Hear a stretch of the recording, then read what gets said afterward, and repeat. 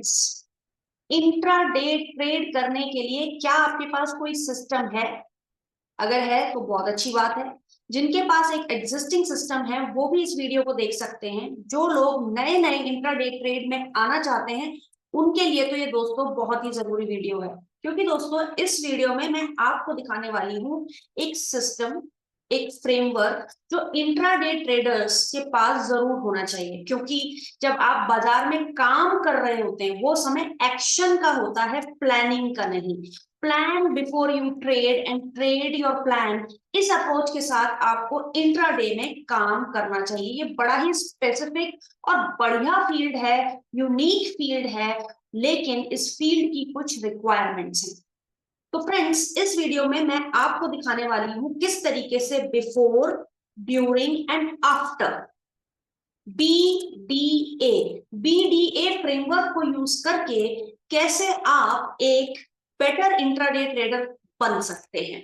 तो चलिए दोस्तों स्टार्ट करते हैं। सबसे पहला इसका सेगमेंट है बिफोर यू डू ट्रेड। क्योंकि जैसे मैंने आपसे कहा, जब ट्रेड चल रहा है 9:15 से 3:30 बजे तक, उस समय तो बाजार भी ऊपर नीचे हो रहा है, दिल की धड़कन भी ऊपर नीचे हो रही है, आप पेन और पेपर लेकर नहीं बैठ सकते। तो बिफोर यू ट्रेड के लिए आपको क्या करना है? पहली चीज दोस्तों, आपके पास एक अपना सेटअप होना चाहिए। एक सेटअप, एक सिस्टम होना चाहिए, एक प्लेटफॉर्म होना चाहिए जिसके ऊपर आपके चार्ट्स तैयार हैं। चलिए मैं आपको लेके चलती हूँ और दिखाती हूँ कि किस तरीके का आपका सिस्टम हो सकता है। तो चलिए मैं शेयर कर रही हूँ।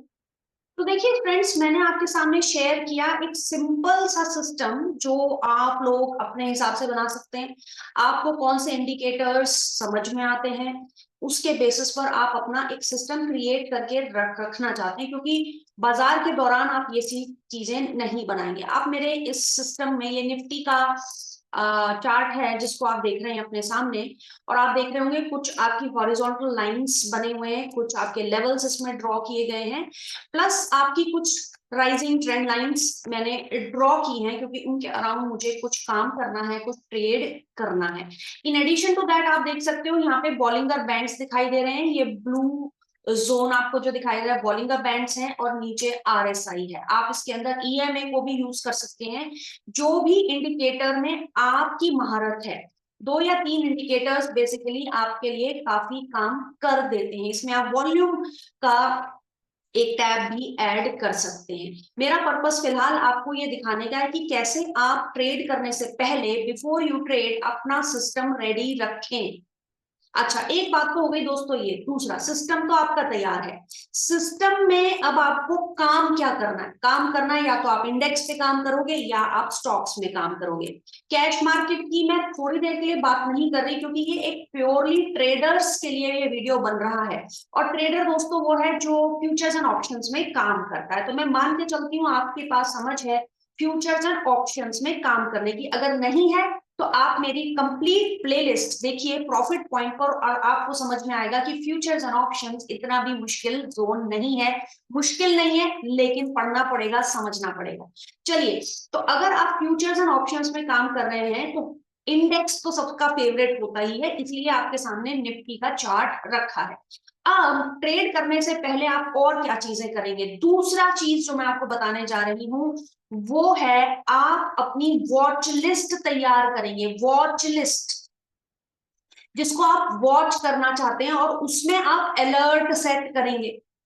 वॉच लिस्ट में आपका इंडेक्स हो सकता है, मान सकती हूँ कि भाई बैंक निफ्टी, निफ्टी पे आपने कुछ अलर्ट लगाए हैं क्योंकि आप चार्ट पढ़ना जानते हो और आपको लगता है इस सर्टेन लेवल पर अगर निफ्टी या बैंक निफ्टी आ जाए तो एक बीप की साउंड कर देना। ठीक है, यही काम करता है आजकल आपके सिस्टम। हर समय आपको कंप्यूटर के आगे नहीं बैठे रहना होता है और अपनी आंखों पर चश्मा नहीं चढ़ाना होता है।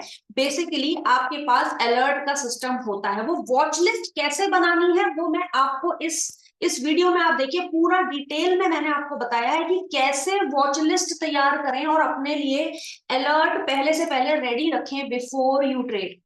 चलिए, आपने वॉच लिस्ट में अपने इंडेक्स के ऊपर कुछ अलर्ट्स लगा दिए, कुछ स्टॉक्स आपने सेलेक्ट किए हैं।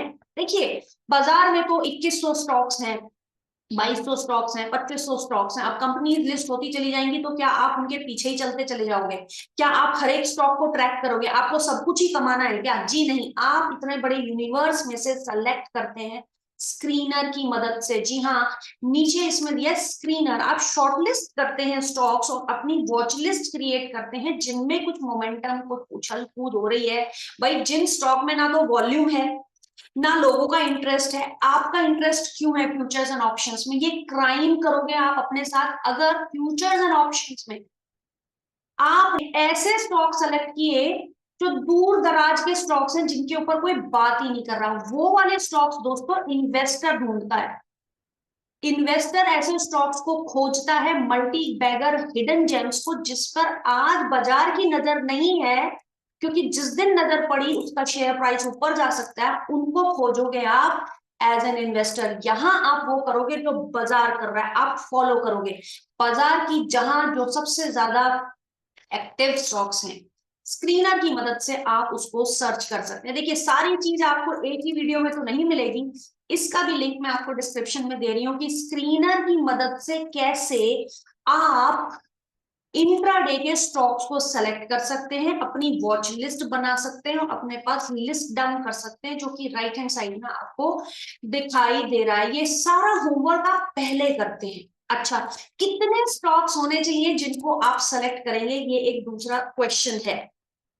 ठीक, अलर्ट तो आप 10, 12, 15 स्टॉक्स के ऊपर आप लगा सकते हैं, क्योंकि इस तरीके के बेहतरीन पोजीशंस, टेक्निकल सिग्नल्स जनरेट होते हैं। ठीक है, लेकिन आप ट्रेड के दौरान 4 या 5 से ज्यादा स्टॉक्स पर नजर ना रखें, क्योंकि आप नहीं कर पाएंगे, प्रैक्टिकली होता नहीं है।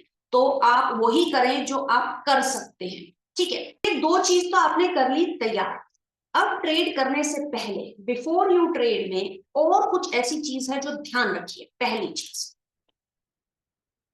आपको क्या करना है से ज्यादा, अब मैं एक इंपॉर्टेंट हेडिंग लिख लो आप, स्टॉप, STOP, स्टॉप। स्टॉप करिए, अपने को रोकना है।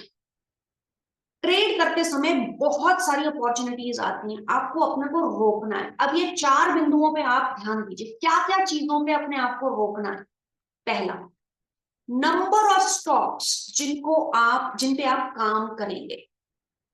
ठीक है, वॉच लिस्ट आपकी लंबी हो सकती है, काम आप मुश्किल से 3 या 4 स्टॉक्स पे ही करेंगे। तो stop yourself, limit yourself to the number of stocks, पहला नियम।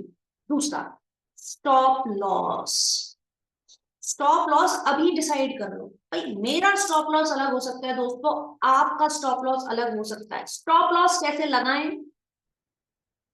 फिर से वही बात है, इसका भी वीडियो मैंने बनाया है प्रॉफिट पॉइंट पर, देखिए, समझिए, तैयार हो जाइए और आगे बढ़िए। तो स्टॉप लॉस कैसे लगाना है उसका भी नियम आपको मेरे वीडियो में मिलेगा।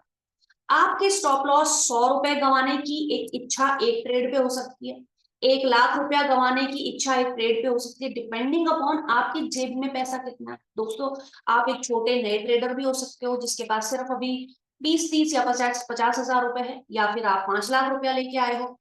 तो 5 लाख का ट्रेड करने बैठे हो, 100 रुपए में आपका दिल का धड़कन ऊपर नीचे हो जाता है और आपने 100 रुपए का ही स्टॉप लॉस अपने लिए लगाया है।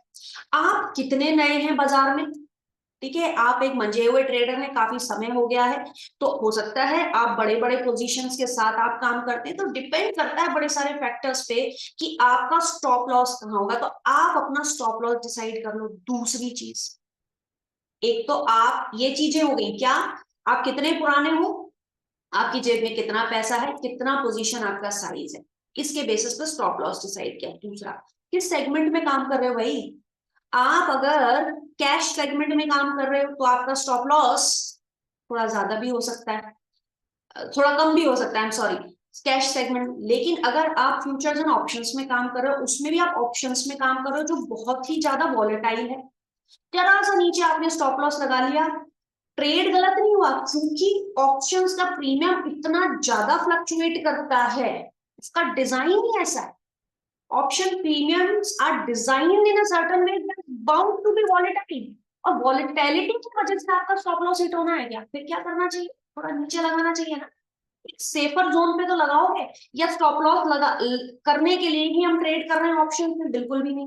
तो स्टॉप लॉस किस तरीके से, अभी मैंने मोटा मोटा आपको बता दिया है, डिटेल वीडियो भी आप देखोगे आपको बिल्कुल गहराई से आपके दिमाग में छप जाएगा कि भाई मुझे कैश मार्केट में कम स्टॉप लॉस से भी चलेगा, लेकिन फ्यूचर्स एंड ऑप्शंस में आपको थोड़ा बड़ा स्टॉप लॉस लगाना होगा अपने चार्ट्स पर, अपने सिस्टम पर, नोटबुक में लिख लो, ठीक है।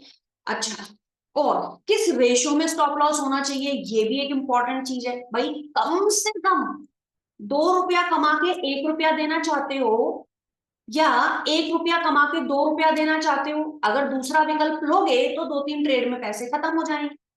तो मिनिमम 2:1 को तो पकड़ो, ठीक है, कि 2 रुपए का टारगेट और 1 रुपया का लॉस होना चाहिए। ये चीज आप अपने ध्यान में रखिए, अपने लिए नियम बना लीजिए, वहीं पे आपको एग्जिट कर जाना है ट्रेड से, ट्रेडर बने रहने के लिए। तो स्टॉप लॉस आपको लगाना है, ये लिमिट करना है, अपने को रोकना है। तो ये दूसरी चीज हो गई।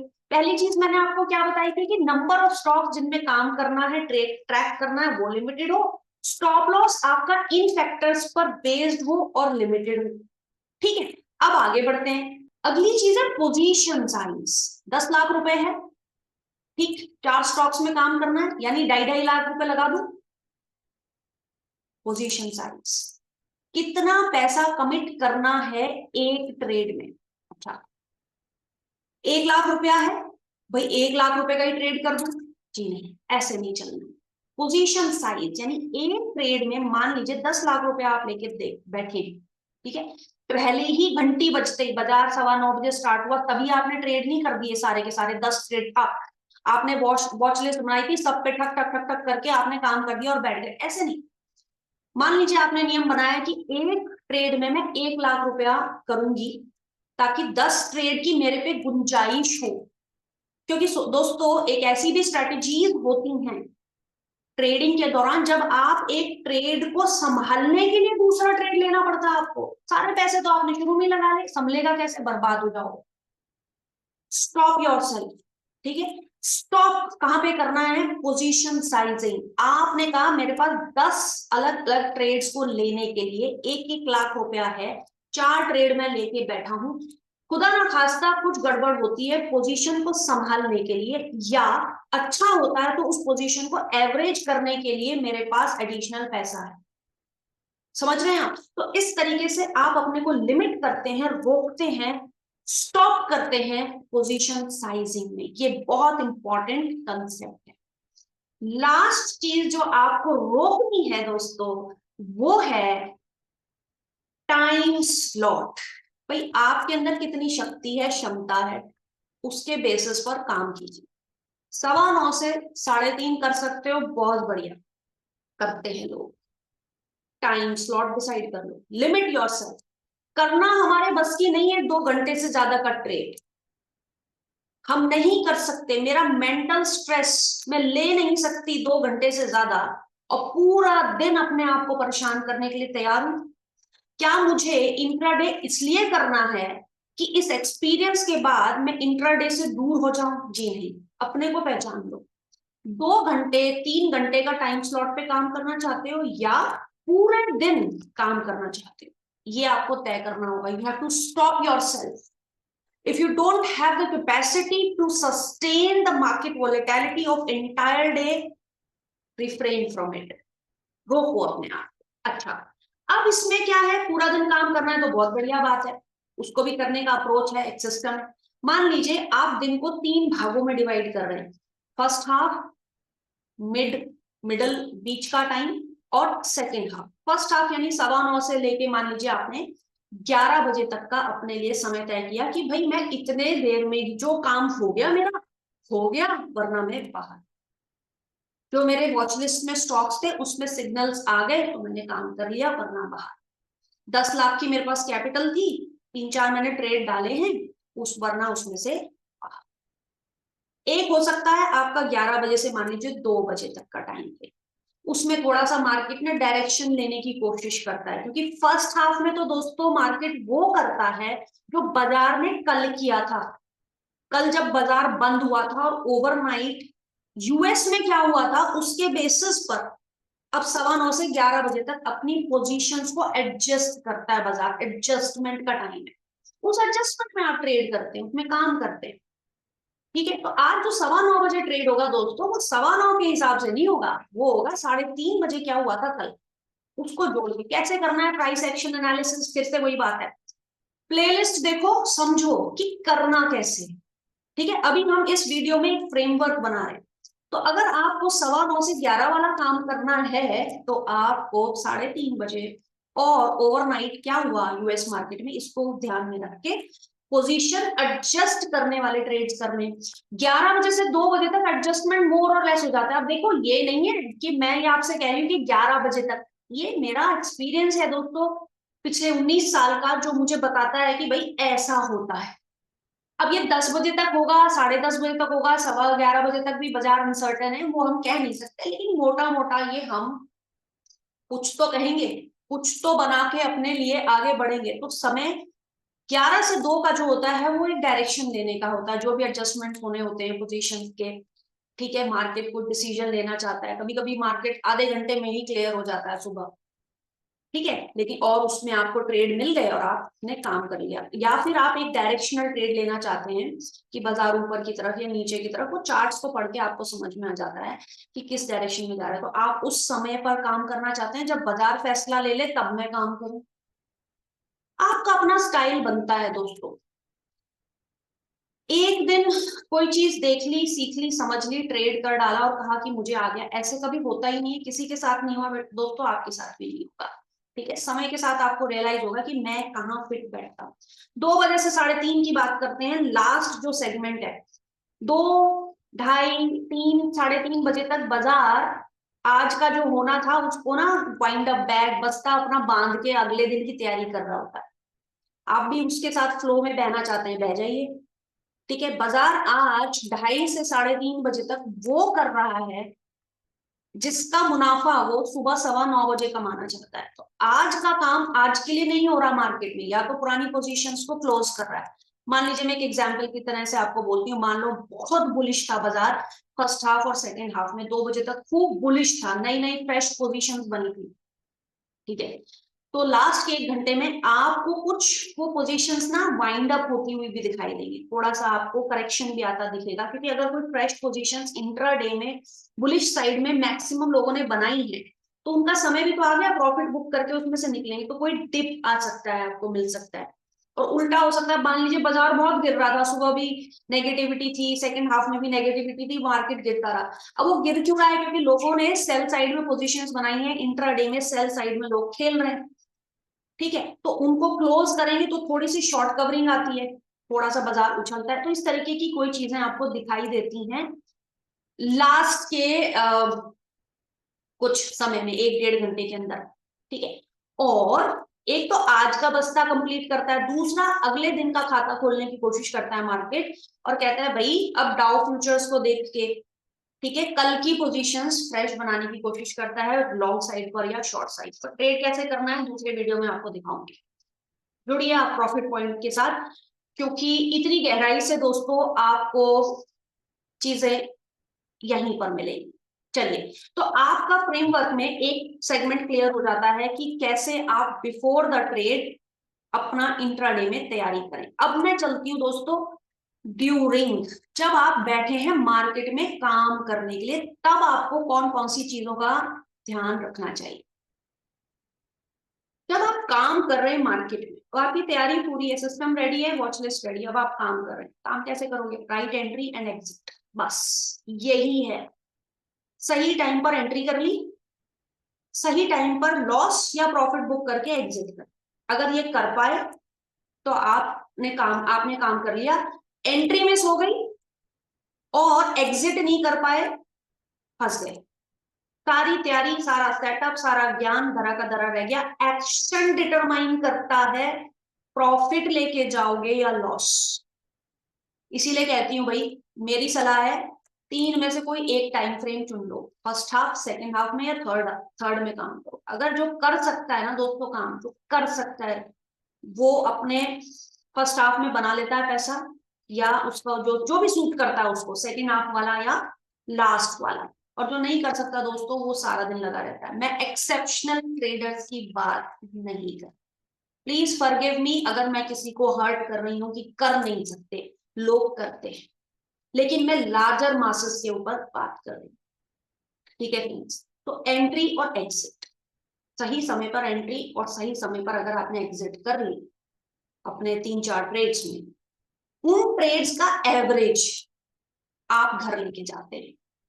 मान लीजिए 4 पोजीशन खड़ी हैं, कुछ आपकी कैरी फॉरवर्ड पोजीशन थी मान लीजिए इंडेक्स पे, और आपने दो पोजीशंस मान लीजिए आपने बना रखी है निफ्टी बैंक निफ्टी पे, 2 स्टॉक्स पे आपने बाय सेल जो भी किया हुआ है, क्योंकि टेक्निकल चार्ट पढ़ के अलर्ट्स के सिग्नल्स को देख के आपने काम किया हुआ है, आपके सामने 4 पोजीशंस है। अब दोस्तों मार्केट के दौरान, इंट्राडे के दौरान ही किसी कोई पोजीशन हरे निशान में है, कोई लाल निशान में है, किसी में प्रॉफिट दिख रहा है मार्क टू मार्केट, किसी में लॉस दिख रहा है mark to market. General tendency क्या होती है, प्रॉफिट को तो बुक कर लेते हैं, लॉस अपने आप रिकवर हो जाएगा, ये कभी नहीं करना। वही बात है, सब करा धरा आपको पानी नहीं फेरना कहीं। सुनिए,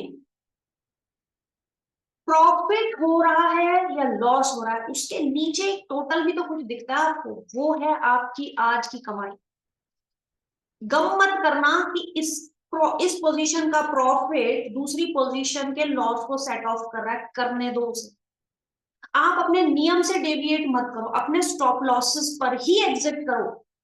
ये मत सोचो बाजार खुद को ही रिकवर कर देगा, जबकि होता है ऐसा, लेकिन हमेशा नियम से ही चलोगे, क्योंकि कोई एक ऐसा दिन आएगा जब आपने अपने डिसिप्लिन को छोड़ दिया और बाजार का वेट किया उस लॉस को ऑटोमेटिकली रिकवर करने के लिए, वो रिकवर नहीं किया। एक दिन ऐसा आएगा दोस्तों, सारा का सारा आपके लाल निशान में बहुत बड़ा कट लग सकता है। इसलिए कहते हैं कि बाद में मलाल नहीं करना है, आपको स्टॉप लॉसेस पर ही अपने पोजीशंस को एग्जिट करना है। और ध्यान रखना है, ये जो 4 पोजीशंस है इनका एवरेज जो है, कुछ मुनाफे में जाएंगी कुछ लॉस में जाएंगी, अल्टीमेटली नीचे आपको हरा निशान दिखना चाहिए।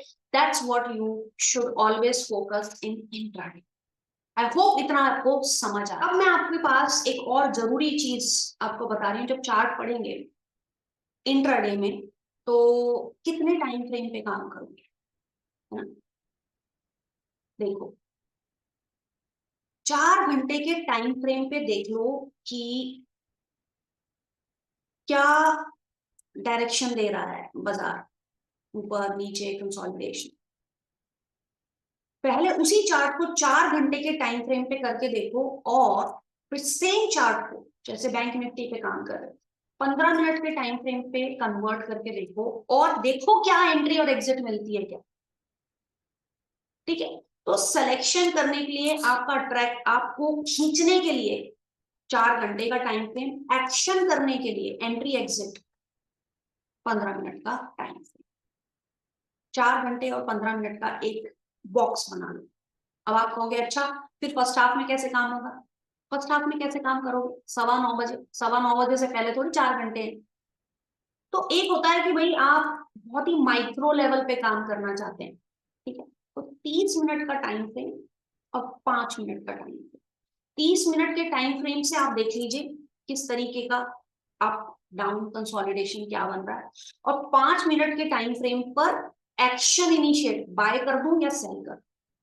तो 30 मिनट का टाइम फ्रेम आपको खींचेगा चार्ट को पढ़ने के लिए, ठीक है, आपको लेके आएगा अपने पास, और एक्शन के लिए कहेगा आपको 5 मिनट का टाइम फ्रेम। तो दोस्तों 4 घंटा और 15 मिनट, 4 घंटे को देख के 15 मिनट के टाइम फ्रेम पर एग्जीक्यूट कर दो, या माइक्रो लेवल पे काम करना चाहते हो, बहुत ही माइनर टाइम फ्रेम में काम करना चाहते हो, तो 30 मिनट का चार्ट को पढ़ के 5 मिनट पर एंट्री या एग्जिट कर। तो ड्यूरिंग द ट्रेड आपको फ्रेंड्स इन चीजों का ख्याल रखना चाहिए। अब मैं आती हूँ लास्ट चीज पे हमारे फ्रेमवर्क में, जो कि है आफ्टर द ट्रेड।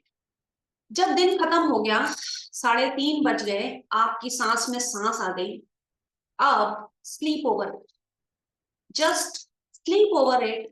उसके बाद रिफ्रेश होके देखिए जरा, गिव सम टाइम, 10 मिनट दीजिए, what went right, what went wrong, क्या आप अपने डिसिप्लिन को एडहेयर कर पाए, जो तय किया था कि सिर्फ 4 स्टॉक में काम करूंगा उतना ही कर पाए, और अगर नहीं किया किस स्टॉक पे आपने एक्चुअल में काम किया, क्या कोई एक attractive position during the day बनी थी, कुछ आपको एक बुक बना के रखनी पड़ेगी, समझना पड़ेगा आज जो मैंने ये सब चीजें की, क्या मेरे इमोशंस ने मुझे बर्बाद कर दिया आज, क्या मैं इमोशंस में बह के अपने नियमों पे नहीं टिक पाया। ये सारी चीजें आपको दोस्तों आफ्टर मार्केट आवर एसेस करनी पड़ेगी, अपने आप को मेंटली प्रिपेयर करना होगा राइट एंड रॉन्ग में, और नेक्स्ट डे को फेस करने के लिए तैयार करना होगा। होता क्या है आफ्टर मार्केट आवर, या तो आप कहते हैं कि मैं तो कमाल है, मैंने तो कमाल कर दिया, अपने को सारा क्रेडिट देते हैं, या फिर आप उदास रहते हैं कि सारे ट्रेड खराब हो गए। आपको ऐसा करना ही नहीं है। आफ्टर मार्केट आवर एक जुडिशियस अपना सेल्फ असेसमेंट करो, लोगों को मत बताओ। अक्सर लोगों को ना अपनी ग्लोरी बताने का शौक होता है, आज मैंने कमाल कर दिया, 4 स्टॉक चुने, चारों के चारों बढ़िया हो गए, और लोगों की आपको वाहवाही मिलती है और हैरानी मिलती है, उससे आपका दिमाग खराब हो जाता है।